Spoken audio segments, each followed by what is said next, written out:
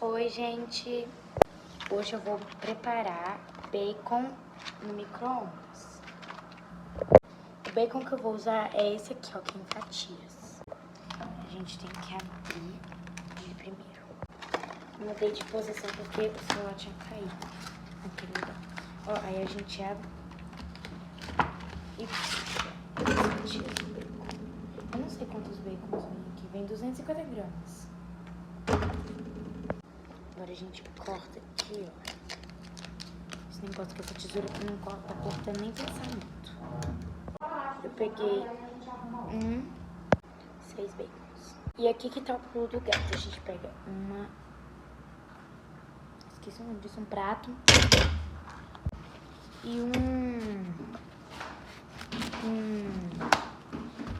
trem desse. A gente põe embaixo. E aí a gente pega um outro, que vai pôr em cima dos bacons. E vai ficar desse jeito aqui, ó.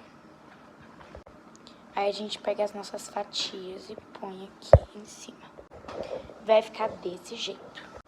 Aí a gente pega... Eu já tava me esquecendo de uma coisa muito importante, que é o toalha por cima.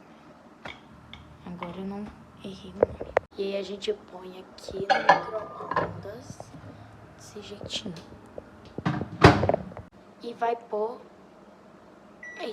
4 minutos. Se você prefere ele mais molhadinho, menos frito, você põe 2 a 3 minutos.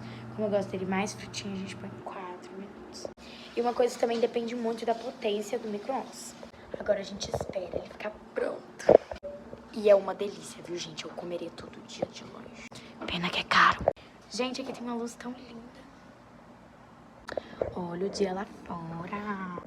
Estou no apartamento. Ai, ficou pronto. Olha como fica molhado. Tirando aqui, olha o bacon. E, gente, olha como ficou. E, gente, fica muito bom. Só que daí eu vou pôr mais um minuto, que eu acho que não fritou direito.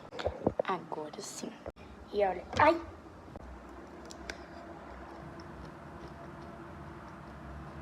Muito bom e crocante.